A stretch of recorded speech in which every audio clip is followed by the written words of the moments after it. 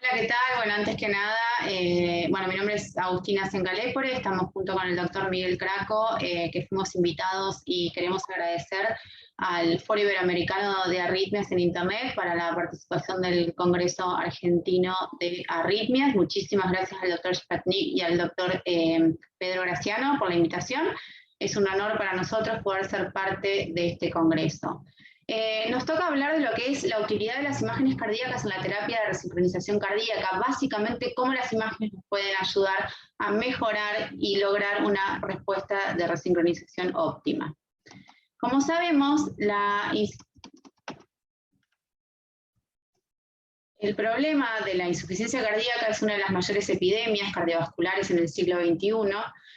Y con el pasar del tiempo, muchos pacientes se vuelven sintomáticos y refractarios al tratamiento médico, y esto los pone como candidatos para recibir dispositivos. Así es como la disincronía cardíaca surge como el target terapéutico dentro de un modelo fisiopatológico de la enfermedad y otorgando una oportunidad de mejoría, siendo el objetivo primario de la terapia de resincronización cardíaca la restauración coordinada de la contracción cardíaca. Aún así, todavía tenemos problemas con la terapia de resincronización cardíaca. Sabemos que un alto porcentaje de pacientes basados en criterios eléctricos resultan ser no respondedores, entre un 20 y un 35%. Hay una alta tasa no despreciable, un 10% de falla de colocación del dispositivo, y se han propuesto distintos mecanismos fisiopatológicos determinantes para la terapia de resincronización cardíaca. Una es, demostrar claramente la disincronía del ventrículo izquierdo, lograr una adecuada posición del electrodo. La falla en colocar el cable en el sitio de activación tardía es una de las causas no menores de justamente de este grupo de no respondedores. Y por otro lado, es importantísimo poder localizar y evaluar la presencia de tejido cicatrizal miocárdico y la amplitud, es decir, el monto de escara. ¿Y cómo nos ayudan las imágenes? Bueno, las imágenes son muy importantes a la hora de decidir y optimizar la terapia de resincronización cardíaca. Tenemos distintos momentos que nos van a ayudar. La primera en la selección del paciente, donde las estrellas son el SPECT, el electro y el ecocardiograma, tanto strain bidimensional y 3D. En cuanto a la posición de los catéteres, que como dijimos es muy importante y suele ser causa de falla en la respuesta a resincronización cardíaca, la tomografía cardíaca multislice nos va a permitir evaluar los accesos venosos. La resonancia magnética cardíaca nos va a permitir justamente localizar este tejido cicatrizal que mencionamos al principio. Y en cuanto a la optimización de la terapia, el eco 3D consideramos nosotros fundamental a la hora de poder determinar la mejor respuesta de resincronización que pueda lograrse en ese paciente. Y es así como el doctor Miguel nos va a hablar de la parte de la selección del paciente. Miguel, contanos un poco lo que estuvimos hablando, de todo lo que es la disincronía eléctrica, la utilidad del eco. Vamos a empezar. Bueno, muchas gracias, Agus, por la invitación. Un poco para situarnos frente al problema, sabemos que definimos como disincronía eléctrica cuando el QRS ancho está ensanchado, o sea que tiene una duración igual o mayor a 120 milisegundos. Para situarnos un poco frente al problema, la prevalencia del QRS ancho en pacientes con baja fracción de eyección es variable según diferentes estudios. Podemos considerar que existen el 30-35% de los pacientes, y que el patrón más frecuente de QRS ancho es en la rama izquierda, seguido por la rama derecha. El QRS ancho se asocia a una serie de fenómenos adversos en la evolución y pronóstico de estos pacientes. En este estudio vemos como en pacientes, a medida que aumenta el ancho del QRS, vemos que existe menor fracción de eyección, mayor diámetro ventricular, mayor grado de severidad en la insuficiencia mitral y mayor presión pulmonar. Y en todos los casos está asociado a una peor clase funcional, a un mayor riesgo de desarrollar arritmia ventricular maligna en el seguimiento, y por lo tanto una mayor mortalidad. Para definir lo que es disincronía mecánica, que es la otra parte de la disincronía propiamente dicha, podemos diferenciarla a su vez en tres partes: en la forma auriculoventricular, la interventricular y la intraventricular, todas ellas caracterizables y objetivables mediante distintos parámetros ecocardiográficos, ya sea desde el modo M hasta técnicas nuevas como es el Doppler tisular o el eco 3D. como vemos en estas guías, actualmente la actual, vemos que la clase funcional dejó de ser una limitante a la hora de recomendar un grupo de indicación de resincronización, y vemos cómo el límite de duración del QRS para no indicar un dispositivo subió de 120 a 130 milisegundos. Pero como vemos, la evidencia de sincronía mecánica conjuntamente con la eléctrica sigue sin estar contemplada en estas guías, que vamos a ver qué importa. Como vemos, la respuesta a un implante o un recinto puede ser variada en pacientes distintos.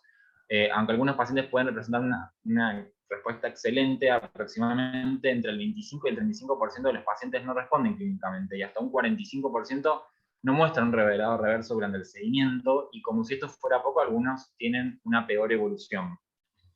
Aunque no existe una definición unánime o universal de cuándo se considera un paciente respondedor, podemos objetivarlo mediante distintos parámetros, como vemos en el gráfico, y a su vez también podemos catalogar a algunos pacientes como superrespondedores. Todos ellos mediante la fracción de eyección, los diámetros ventriculares, los niveles de BNP, la caminata de 6 minutos, el consumo de oxígeno y hasta la clase funcional.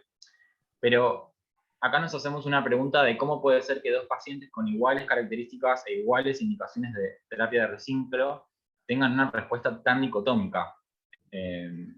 Ya habiendo diferenciado los componentes de la disincronía, el punto es que no existe una relación lineal entre lo que llamamos disincronía eléctrica y mecánica. Y justamente la terapia de resincro surge justamente como un intento de superar el defecto que provoca la disincronía mecánica mediante la estimulación eléctrica a nivel de la zona de máximo retardo de contracción para sincronizarla con la contracción del resto del ventrículo.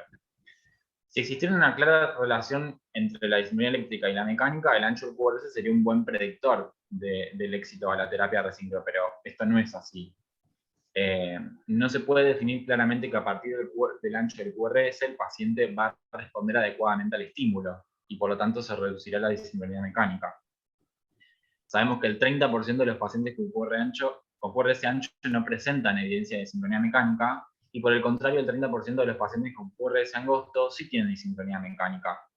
Y esto tiene que ver con que el QRS expresa grandes masas de ventrículo izquierdo. Y por otra parte, también tenemos que tener en cuenta que la disincronía mecánica no depende única y exclusivamente de un fenómeno eléctrico. Supongamos que un ventrículo izquierdo está crónicamente hipoperfundido, que está isquémico. Es probable que esta zona de máximo retardo en la contracción se deba a la isquemia, y no por ello se lo podemos atribuir claramente a un fenómeno eléctrico. Y en general es cierto que a mayor disincronía eléctrica, mayor es la probabilidad de tener disincronía mecánica, pero esto no siempre es así. Ahora bien, ¿por qué el ancho del QRS se traduce en que el paciente tiene consecuencias tan malas?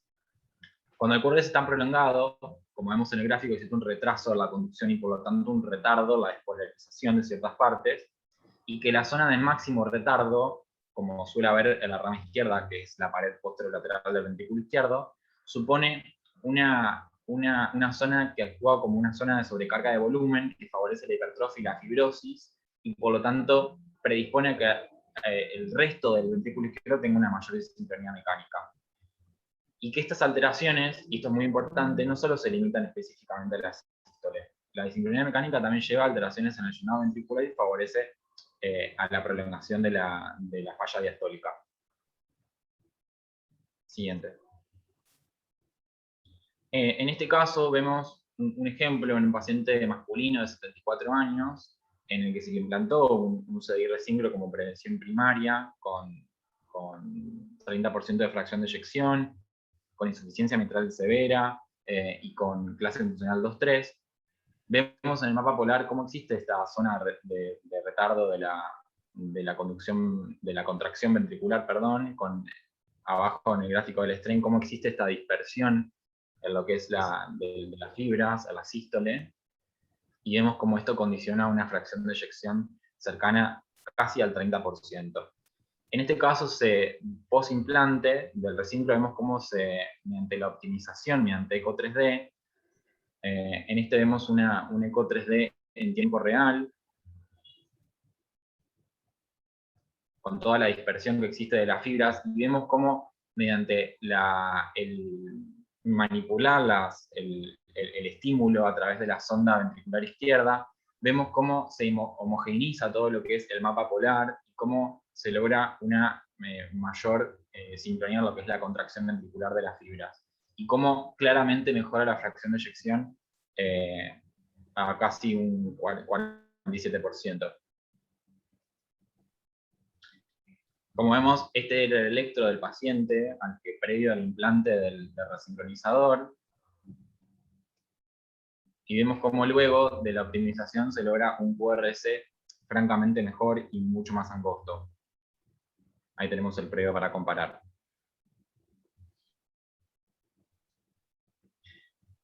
El eco 3D, como vimos en este ejemplo de este paciente, tiene una buena resolución volumétrica y una baja resolución temporal, y analiza el tiempo de cambio de volumen de fin de diástole al mínimo de fin de sístole en todos los segmentos del ventrículo izquierdo y permite cuantificar la disincronía y conocer su específica localización. Mediante el llamado índice de disincronía mecánica, que se expresa en porcentaje de la duración del RR, vamos a tener una noción de qué tan disincrónico está ese ventrículo, y sabemos que un valor normal siempre es esperable menor al 4%. Nuestro paciente creo que pasó de un 19% a un 2%, o sea, una franca mejoría luego de la optimización.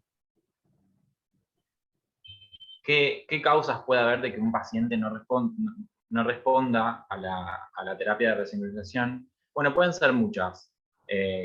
La más importante, y creo que la que podemos específicamente prevenir y optimizar mediante los métodos de imágenes, es la incapacidad de canular el seno coronario mediante una buena programación, una anatomía venosa inadecuada, y que el catéter puede ser que esté localizado en una zona donde existe isquemia o una escara, y que obviamente no va a ser beneficioso estimular.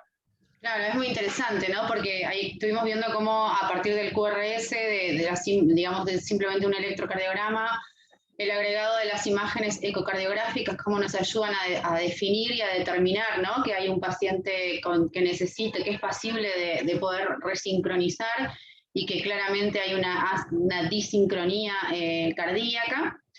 Y aún así, a pesar de todos estos esfuerzos y de lo que es la selección y la optimización, inclusive donde el 3D es fundamental, vemos que aún, a pesar de eso, sigue existiendo una alta tasa de no respondedores, y acá es donde nos planteamos qué más podemos aportar desde las imágenes para evitar y poder disminuir este porcentaje. Y ahí es donde, por ejemplo, uno de los primeros estudios que comenzó a abrirnos un poco la mente sobre lo que es la integración de imágenes en esto, es el estudio Target, que justamente ellos evaluaron 220 pacientes, hicieron 2 grupos, y justamente el grupo Target era el que se estudiaba mediante ECO 2D, en este caso usaron Speckle. Ellos veían si el área de activación tardía era un área que sugería que tenga una fibrosis, ¿no? Una cicatriz. Y vieron que si uno optimizaba el tratamiento y el área de colocación del cable, de estimulación del cable ventricular izquierdo, era evitando la zona dañada, y en el sitio de activación tardía eran los pacientes que mejor respuesta tenían. No solo eran mejor respuesta resincronizada, sino también menores eventos cardíacos en el sentido de hospitalización, insuficiencia cardíaca. Por lo tanto, nos muestra que evitar esa técnica simplista de simplemente ir hacia la cara ventricular lateral izquierda y pensar en dónde y hacia dónde queremos estimular, y si esa área a estimular es adecuada, es donde mejores respuestas vamos a tener. Y en este sentido, la resonancia magnética sabemos que es un método sumamente útil, gracias a que nos permite caracterizar tejidos, y en este sentido es donde su uso nos permite determinar áreas de fibrosis o de necrosis, no solo determinar su existencia, sino saber dónde están, y así evitar estimular esa zona mediante el catéter ventricular izquierdo. Y justamente utilizando este método de imágenes a la hora de seleccionar el área a activar y guiar la terapia, la colocación del cable, es que se vio, por ejemplo, en este estudio publicado en el 2011, que utilizando este método las respuestas eran mucho mejor, no solo en lograr la resincronización, también en disminuir eventos como muerte cardiovascular y hospitalizaciones o eventos de tipo MACE. Y algo no menor es las venas cardíacas. Sabemos que las venas cardíacas tienen una variabilidad interesante. La colocación del cable depende de que sea disponible y estas no siempre van a estar una vena cardíaca adecuada en la región de interés que nos permita acomodar el cable con parámetros de marcapacidad aceptables. Fíjense, las venas son fácilmente valorables por la tomografía multislice. Este método nos permite ver a la gran vena cardíaca, vamos a evaluar sabemos que tenemos la vena marginal del VI, que es la que transcurre a lo largo del borde lateral del ventrículo izquierdo. También tenemos la vena posterior del VI o la posterolateral del VI. Y tenemos la vena cardíaca media, la cual transcurre a través del septum posterior, y las tributarias. En cuanto a la anatomía venosa coronaria mediante valoración por multislice, sabemos que conocer la anatomía del seno venoso coronaria y sus tributarias, tanto con las variantes, nos podría facilitar la implantación de los cables de marcapacidad durante la terapia de resincronización cardíaca. Nosotros realizamos un trabajo hace un tiempo en el Instituto Cardiovascular de Buenos Aires, en el cual quisimos ver qué tan factible era evaluar la anatomía venosa mediante tomografía multislice, y a su vez qué variables podíamos encontrar. Vimos que la tomografía multislice es sumamente útil, es un método reproducible y esto está validado por métodos correlacionado con angiografía invasiva. Pudimos ver que las venas tienen una variabilidad interesante. La lateral del VI y la marginal del VI no están siempre, y son venas que vamos a utilizar para la terapia de resincronización cardíaca. Entonces, en ese caso, uno podría planear el abordaje de la colocación del cable epicárdico de otra manera. Así que creemos que conocer la anatomía nos va a ayudar a considerar si este paciente es un candidato óptimo para lograr obtener una buena terapia de resincronización. Y sabemos también que es muy importante la concordancia. ¿A qué me refiero con concordancia? A que el posicionamiento del cable ventricular izquierdo sea en el sitio de activación tardía y que no sea en un sitio que hay fibrosis. Para tener un resultado exitoso es crítico que el cable epicárdico del VI esté posicionado apropiadamente en la región con activación eléctrica tardía y con disincronía mecánica, y estas son variables. La colocación del cable depende de la disponibilidad de las venas. La anatomía de las venas cardíacas es variable, como dijimos, por lo que no siempre voy a tener una vena cardíaca adecuada en la región de interés que permita acomodar el cable con parámetros de marcapacidad aceptables. Por eso, conocer el sitio de activación tardía, que el área a activar no sea un área con fibrosis, y cómo llegar, y si tenemos una vena que nos permita posicionar el cable ahí, es clave para lograr disminuir ese porcentaje tan alto de no respondedores. A su vez hay trabajos que muestran que estos, teniendo en cuenta todo esto que venimos hablando de manera separada, se podrían fusionar. Uno podría fusionar el eco 3D con las venas y así poder representar gráficamente hacia dónde queremos estimular y el área a estimular que sea un área adecuada. Y a su vez, bueno, nosotros acá en Argentina no tenemos contraste, pero uno podría, si quiere aprovechar al máximo el método y tratar de optimizar el eco 3D con colocación de contraste. Fíjense, un estudio que nos encantó, que nos pareció muy interesante, que comparaba el eco 3D con contraste con una resonancia, y si uno no lo lee, no sabe bien cuáles son las imágenes de reso y de eco, así que esto podría en algún futuro poder complementar el eco 3D, la utilización del contraste para un mejor estudio del área de la presencia o ausencia de fibrosis y evitar esa zona con el marcapacidad del cable. Y bueno, y como comentarios finales, Miguel, les queríamos decir que justamente ¿no? Las técnicas han demostrado que esto que vinimos diciendo durante toda la charla, que marcapasear el sitio de activación tardía es lo que nos va a llevar a una contracción más efectiva y a un mejor remodelado reverso, que la integración de las técnicas nos ayudan a seleccionar y optimizar la terapia, no solo en la selección, sino en la optimización, y así vamos a lograr mejorar la tasa de respondedores. ¿Qué te parece, Miguel?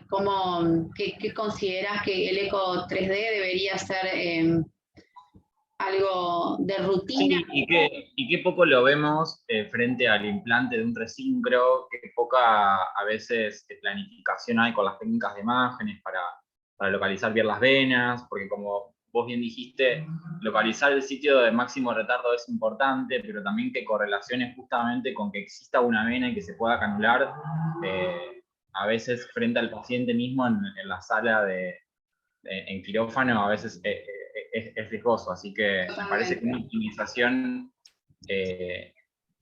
no solo la selección, sino antes de colocarlo, me parece que es fundamental, y evitar toda una serie después de eventos que es más engorroso, me parece. Sí. Sí, si bien puede elevar el costo y quizás mucho, pero creemos que es Sí, importante. creo que es el gran limitante. Sí, es importante y bueno, y eso es lo que queríamos destacar y contarles desde dónde las imágenes pueden ayudar a optimizar la terapia de resincronización. Muchísimas gracias por su atención, agradecemos nuevamente la invitación y bueno, hasta luego, muchísimas gracias.